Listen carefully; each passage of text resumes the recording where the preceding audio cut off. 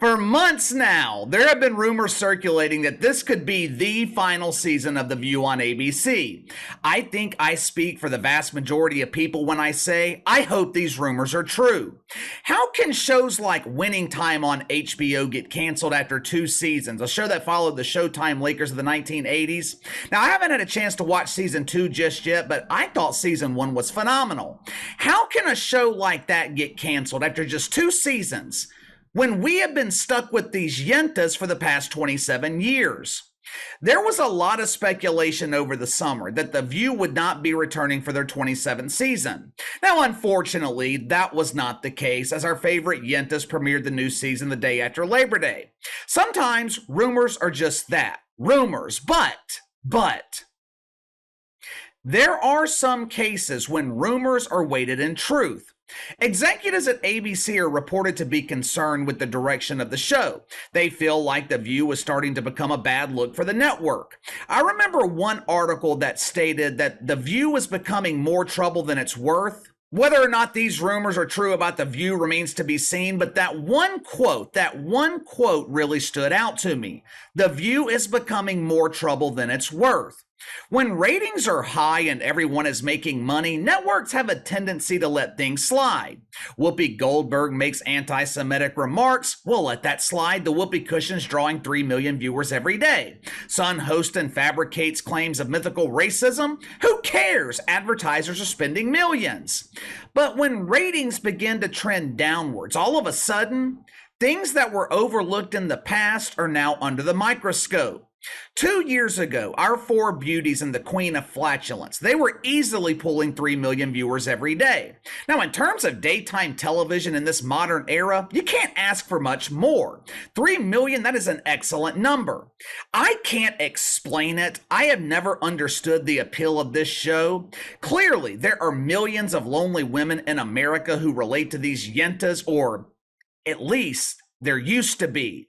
When Barbara Walters hosted this show, The View had credibility. Barbara Walters, she is what we used to call a journalist. She was an actual reporter. She was universally respected. Now, this show, under the direction of the Whoopi cushion, it has become complete shit. It's divisive, it's combative, it's one-sided. If you enjoy listening to 5 women create myths and fairy tales of racism and misogyny while denigrating people like Clarence Thomas because he's married to a white woman, then The View is the show for you. If you're like the rest of us who live in reality, you'd be better served watching just about anything else. The divisiveness and propaganda, it seems to be catching up with The View. By the summer of 2022, ratings had fallen by 20% down to 2.3 million viewers. And that's where ratings were a few weeks ago heading into the season premiere. During the month of August, ABC decided to give these hardworking women a few weeks off. This gave Big Red Joy Behar some much needed time to rest her shoulders after months of balancing that Superdome-sized head. This gave Asuncion the free time to visit Plastic Pete for her Botox treatment. Well, KC, who is Asuncion? That is the government name for the radiant Sun Hostin. The Whoopi cushion, she spent her sabbatical at the gas station making sure she had plenty of toxins to share with the audience. Leading up to the season premiere, ABC went into overdrive promoting this show. Your favorite yentas return in September. Join us for another season of toxic mouth farts, accidental real farts, and painfully boring television. The network, they even pulled a trick on their dwindling audience by barely including Whoopi Goldberg in the promo. Dozens of shitfucks were concerned that Mama Goldberg would not be returning for the new season.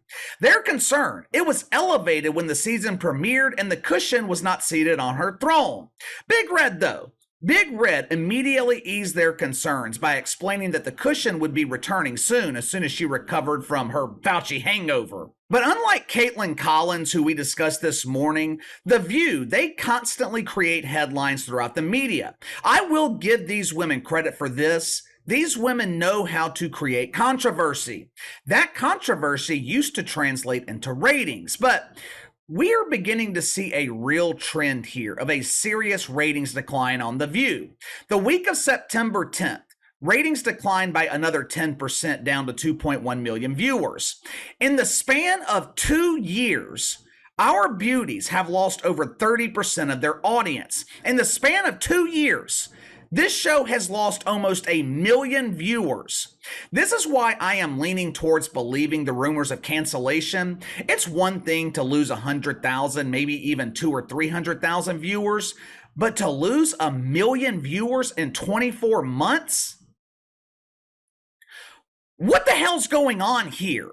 The View is very expensive to produce. Whoopi Goldberg alone is making over $10 million a year. Son Hostin and Andy Navarro, they are making around $2 million each. Now, I have no idea what Alyssa the Farrah Griffin is making. I think ABC might be compensating her with attention and exposure. If they are paying AFG $1, they are overpaying her. In terms of entertainment value, Alyssa Farrah Griffin is completely useless. While ratings are going down, so are advertising sales. Ad sales across television were down by 10% in the first quarter. I think this might be what they could have meant by The View is becoming more trouble than it's worth. Earlier this morning, the Yentas opened the show in a state of shock. No, they were not surprised by their declining ratings.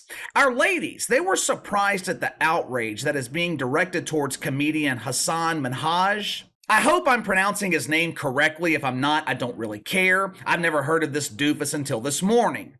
Over the weekend, the New Yorker, they published an interview with this comedian. Apparently, he includes stories of mythical racism in his comedy routine. How long have I been using the term mythical racism here on the channel? I'm pretty sure I created that term when the NBA was spanking their wanker pretending like they were victims of racism. What was that, about 3 years ago? In the past 3 years, I cannot tell you how many times that I have been contacted by dumbasses looking to make a point that racism is not a myth. Racism is real. I experienced it myself. I walked into the gas station this morning and the white man held the door for an old lady, but he didn't hold the door for me. It was racism. When I use the term mythical racism, that does not mean racism isn't real. It means that the racism these shitfucks present as factual has no basis in reality. Therefore, it is a myth. And during this interview with the New Yorker, Hassan Minhaj, he confirmed it's a myth. He confirmed mythical racism. He basically admitted that the stories of racism that he uses in his stand-up routine, they're all made up. For some reason, this caused people to be outraged. How dare a comedian make up stories of racism for laughs? Because that's what comedians do? They use a small kernel of truth or just outright lies, and they exaggerate it for comedic purposes. Now, Whoopi Goldberg, she was shocked by this outrage with Hassan Minhaj, and she came to his defense on The View this morning, which is fine. That's fine. Whoopi Goldberg used to be a stand-up comedian, or at least she pretended to be. I have never laughed at anything that escaped the facial orifice of the Whoopi. The only time that I can remember her making me laugh is when the gas escaped her other orifice on live television. In a way, I can understand the Yentas defending a stand-up comedian for making up stories during his comedy routine, but where was this same defense of stand-up comedy when the shitfucks were trying to cancel Dave Chappelle? You guys remember that? Remember when Dave Chappelle had the audacity to joke about Tran Dan? Deacons at Woke United Methodist, they were trying to get his ass thrown off of Netflix. Where were the Yentas on The View? How come they weren't defending stand-up comedy when it was happening to Dave Chappelle? When the comedian is making up stories about mythical racism, The View comes to their defense. When Dave Chappelle jokes about the transgender lifestyle, The View, they blame Donald Trump. I'm not making that up. I am not making that up. Last year, Dave Chappelle, he was attacked on stage during one of his stand-up shows. Whose fault was it? Well, us normal people, we blamed the attacker. The Yentas, they found a way to twist it into blaming the orange man. Watch for yourself. What do you think is happening? I mean, it's happening on airplanes. It's happening on street corners. People are just running. I mean, the Hollywood Bowl, just ran up on there. Things that could contribute to what's going on, the pandemic, the opioid crisis, the fact that Trump was out there saying things like, just knock the hell out of them. I promise you I'll pay for the legal fees when he had a heckler. I do think that Trump unleashed some incivility, at least, in our country. Last week, these women were questioning whether or not Tim Scott was qualified to be president because he wasn't married, he's single. Apparently, if you want to secure the Yenta vote, you must be married. Now, I'm not sure what relationship status has to do with running the country. I mean, John Biden is married to a pretend doctor and he's running the country into the ground. It seems like every day there is another embarrassing moment on this show. Let me show you what happened last Thursday. Last Thursday, the camera's on the whoopee cushion as she is delivering another painfully boring soliloquy about... To be honest with you, I have no idea what she was talking about. If I had to guess, she was concerned with the change of seasons. I walked outside this morning and it was 60 degrees. Oh no! How are we going to convince people that the earth is on fire? During the middle of her painfully boring soliloquy about nothing, the cushion asked the question that everyone in America wanted to know. Now keep in mind, this show is supposedly about empowering women. Think about what the reaction would be if a man asked Alyssa Farah Griffin this question. Watch for yourself. You cannot have built the country without it. It's happened too much has happened in the country for the rot to have not been there. And it doesn't have to be black folks, it's Native American folks, it's folks who come from other places. Japanese. We've always had this kind of thing. But it does not stop us from doing the right thing when people are in need. And so the toughest thing for me has been to watch the disregard for people. Are you pregnant? No. Oh my God. What made you say that? You can't say that when my mother-in-law is here, who's been dying for me to get pregnant. Why would you say that? Why do I look pregnant? Yes. This right here, this might be why Whoopi Goldberg was recently voted as the most disliked person on television. Where in the hell did that question come from? She basically just accused AFG of being fat. Alyssa the Farah Griffin is a lot of things: fake, fraudulent, painfully boring, insufferable, beautiful. AFG's a lot of things. Fat ain't one of them. This would be like the Lizzo criticizing someone for being overweight. Long story short, the new season of The View, it ain't off to a good start. 10% drop in ratings added on to the 20% drop from last year.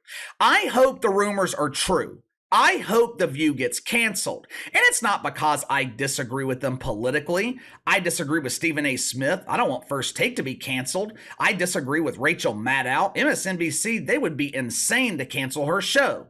There's just something about these women on The View, and I don't know what it is, but there's just something about these women on The View that I just cannot stand. Maybe it's the smugness, this attitude that they know better and are better than us. These women are basically elitist. This show is the absolute antithesis of what Barbara Walters originally created. But give me your thoughts. Ratings for The View declined by another 10%. This show's lost 1 million viewers in the span of 2 years. Do you think the rumors are true? Do you think ABC is contemplating canceling The View? I think if their audience numbers drop below 2 million, I think The View is done. But you let me know. Sound off in the comments below. Like, subscribe. I'm about to get out of here to go watch my Saints on Monday Night Football. I'll see you guys tomorrow.